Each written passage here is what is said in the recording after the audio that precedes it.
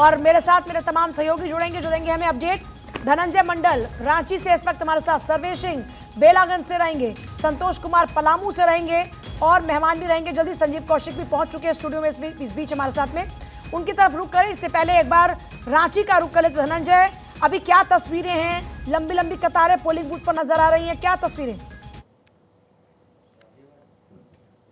देखिए पूजा, रांची झारखंड में मतदान की प्रक्रिया शुरू की, जहां मैं मौजूद हूँ एटीआई है, यहाँ पे राज्यपाल संतोष गंगवार 7:15 बजे आएंगे। लेकिन जो सांस्कृतिक है वो तस्वीर आपको दिखाऊंगा। झारखंड की सांस्कृतिक के तौर पे जो मांदर और लोटे में पानी लेके आते हैं वो पूरी तस्वीरें देखिए। ये तस्वीर, ये जो आप लोग तैयारी किए हैं, क्या करना चाहेंगे, किस तरह से तैयारी, कुछ बताना चाहेंगे? आप लोग तैयारी जो की है राज्यपाल सर के स्वागत के लिए ये सब तैयारी चल रहा है।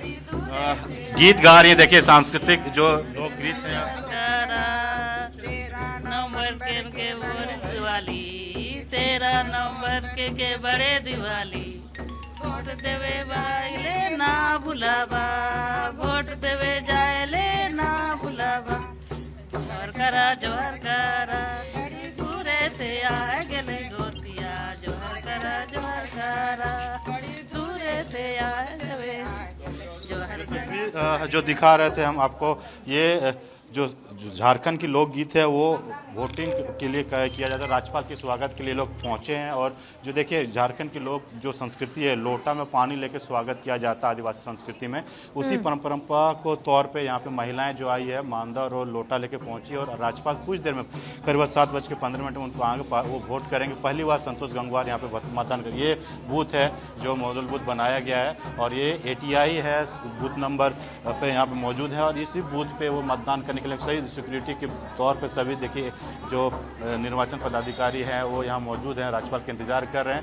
सिक्योरिटी के तौर पर। और तमाम चीज़ों की व्यवस्था पूरे झारखंड में, जिस तरह से 43 जो विधानसभा क्षेत्र में जो मतदान है, 683 उम्मीदवार की किस्मत का आज ईवीएम में कैद हो जाएगी। कुछ जगह पे 4 बजे तक मतदान होंगे पूजा, जहाँ पे सिक्योरिटी के तौर पे जो तैयारी की है 4 बजे तक होंगे और कुछ जगह पे 5 जगह पे होंगे।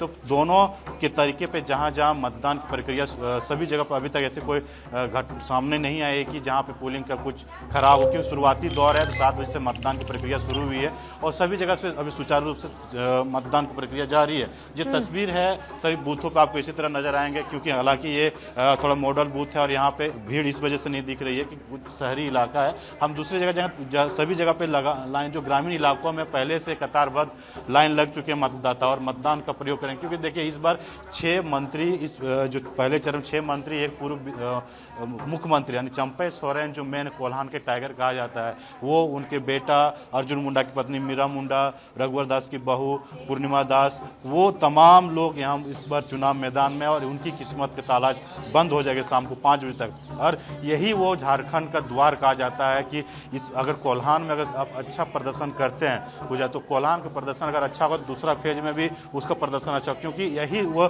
43 विधानसभा सीट है जिसमें एसटी सीट भी है, एससी सीट भी हो, जनरल सीट भी, पलामू परमंडल हो, कोल्हान परमंडल हो या रांची परमंडल, इन तमाम विधानसभा में शहरी क्षेत्र में बीजेपी का अच्छी पकड़। कई जो सीटें थी कोल्हान में तो एक भी सीट नहीं पिछले बार ले पाई थी 2019 में, लेकिन इस बार बीजेपी ने जो रणनीति तैयार किया था अमित शाह सर, देखिए हमारे साथ रिटर्निंग ऑफिसर है, क्या किस तरह से तैयारी है सर? सारी बूथ पूरी मूलभूत सुविधाएं हैं, क्राउड मैनेजमेंट के लिए वॉलंटियर्स भी हैं और 100% वेबकास्टिंग है to keep an eye on any untoward incidents.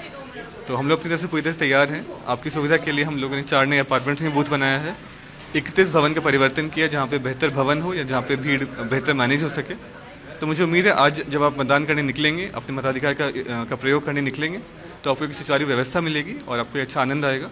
तो आप लोग बड़ी से बड़ी संख्या में आए और जिस तरह से लोकसभा में सारे रिकॉर्ड तोड़े गए थे, विधानसभा में हम लोग रिकॉर्ड तोड़ मतदान करें, तो मतदान केंद्र मिलते हैं, चढ़कर मतदान करें, ये कोशिश प्रशासन की करें। आपके पास वापस लौटो, जल्दी सर्वेश का रुख करेंगे एक बार। सर्वेश, बेलागंज में लोगों का उत्साह कैसा? उपचुनाव में भी इस बार चुनाव जैसे नजर आ रहे हैं, क्योंकि पॉलिटिकल पार्टी पूरे दमखम के साथ में जुटी हुई नजर आई, जनता भी का भी उतना ही उत्साह नजर आ रहा है क्या? हाँ, होने वाला देखिए जो तस्वीरें हैं वो बताना चाहेंगे कि जिस तरीके से सुबह से ही लोग यहाँ पे आना शुरू हो गए हैं, वोटिंग की प्रक्रिया शुरू हो चुकी है।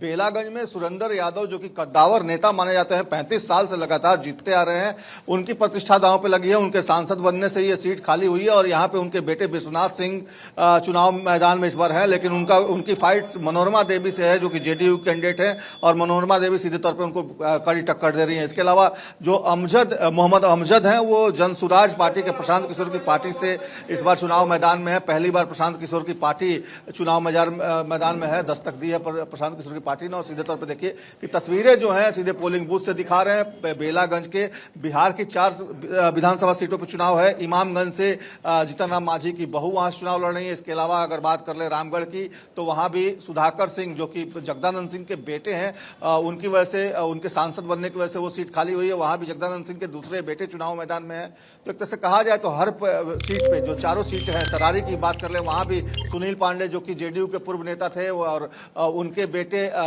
विशाल प्रशांत वहां चुनाव लड़ रहे हैं बीजेपी की टिकट पे। तो एक तरह से कहा जाए तो चारों विधानसभा सीटों पे परिवारवाद का नजारा देखने को मिल रहा है। लेकिन सीधे तौर पर कहा जाए तो सेमीफाइनल माना जा रहा है 2025 का, क्योंकि तमाम पार्टियों के दिग्गजों ने चुनाव प्रचार में अपनी ताकत झोंकी थी और सीधे तौर पर कहा यही जा रहा है कि इस बार नीतीश कुमार और लालू यादव के साथ साथ भाजपा की भी किस्मत का फैसला ईवीएम में कैद हो रहा है इस बार के इस उपचुनाव में। पूजा और चलिए सीधे एक बार संतोष कुमार का रुख करते हैं। पलामू से जुड़े संतोष कुमार। संतोष, पलामू की अभी क्या तस्वीर है? जिस पोलिंग बूथ पर आप हैं, लोगों की तादाद कितनी है? किस तरह से वोटर्स उत्साहित नजर आ रहे हैं लोकतंत्र के इस महापर्व के लिए? लोकतंत्र के इस महापर्व में यहाँ पे हम शहरी क्षेत्र में हैं और ये बीएन कॉलेज का ये बूथ केंद्र है। और सुबह से ही आपको बता दें कि यहाँ पर लोग इतने उत्साहित हैं कि सुबह से ही जो है यहाँ पे पोलिंग बूथ पे आए हैं। और हम आपको अपने तस्वीरों में दिखाना चाहेंगे कि किस तरीके से लोग सुबह से आके, चूंकि अब 7 बज चुका है और मतदान का जो है समय शुरू हो चुका है, लोग सुबह से ही यहाँ पे ये लाइन में लगे हुए हैं। आप हमारी तस्वीरों में देख सकते हैं किस तरीके से उत्साहित है कि बुजुर्ग हो या फिर महिला हो या पुरुष हो, सभी जो है पोलिंग बूथ पर लगे हुए हैं। एक बार हम बात करने की कोशिश करते हैं। क्या कहना चाहेंगे बाबा? आप सुबह सबसे पहले भी आए थे, आप वोट देंगे। वोट देंगे, लोगों से क्या अपील करेंगे? सबसे किया कि अपना अपना मुद्दे क्या है? मुद्दे किन मुद्दों को लेकर पहुंच रहे हैं पोलिंग बूथ? किन मुद्दों को लेकर आप पोलिंग बूथ किन मुद्दों को लेकर आप पोलिंग बूथ पहुंच रहे हैं मतदान करने के लिए? मतदान करने के लिए पहुंचे हैं। किन मुद्दों को लेकर आप मतदान करेंगे? विकास के लिए कि हम लोग के मोहल्ला का विकास हो, विकास हो, इसी के लिए हम लोग इतना सुबह लाइन में लगे हुए हैं। 6:30 बजे भोर से लगे हुए हैं हम लोग। 6:30 बजे भोर से जो भी हम लोग मतदान करें तो उसका हम लोग के रिजल्ट मिले, बढ़िया विकास हो, विकास हो। आप बताएं किन मुद्दों को लेकर वोटिंग कर रहे हैं? मुद्दा यही है कि जो क्षेत्र में अच्छा विकास हो और आगे राज्य का भी विकास हो, यही मेन मुद्दा। देखिए, महिलाएं भी जो है सुबह से लगी हुई हैं। हम एक बार महिलाओं से भी बात करने की कोशिश करेंगे कि महिलाओं से भी बात करने की कोशिश करेंगे क्योंकि सुबह से भी लोग भी आए हुए हैं। क्या कहना चाहेंगे आप? किन मुद्दों को लेकर आप कर रहे हैं? वोट देना है, क्योंकि महिलाएं आधी आबादी होती हैं। आप सबसे पहले आई हैं, क्या और अन्य महिलाओं को भी आप संदेश देना चाहेंगे? सबको भेज। देखिए, निश्चित रूप से एक बूढ़ी दादी भी हैं जो वोट दे के हमको लगता है पहले आई। वोट दे दी दादी? यहाँ वोट दे दी हैं। अच्छा, क्या कहना चाहेंगे लोगों से? वोट किन मुद्दों को लेकर आपने वोटिंग किया है? मुद्दा यही है कि कोई काम नहीं कर रहा है, जो काम कर रहा है उसके लिए वोट दे रहे हैं।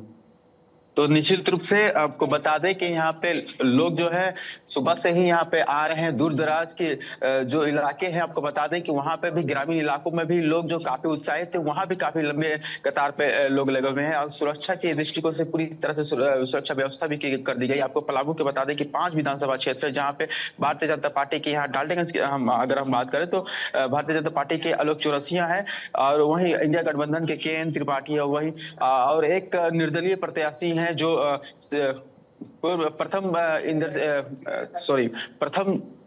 स्पीकर जो है उनके सुपुत्र है दिलीप सिंह नवलारी, वो भी है। तो ये जो है खासा दिलचस्प यहाँ मुकाबला देखने, त्रिकोणीय मुकाबला यहाँ देखने को मिल रहा है। लोग काफी उत्साहित भी है इस लोकतंत्र के इस महापर्व को में काफी उत्साहित है। सुबह से ही सारा काम छोड़कर सबसे पहले मतदान करने के लिए लोग यहाँ पे केंद्र पे आ रहे हैं और सबसे पहले मतदान कर रहे हैं। तो विकास के मुद्दों को लेकर यहाँ पे लोग कह रहे हैं कि विकास के मुद्दों को लेकर हम वोटिंग करेंगे।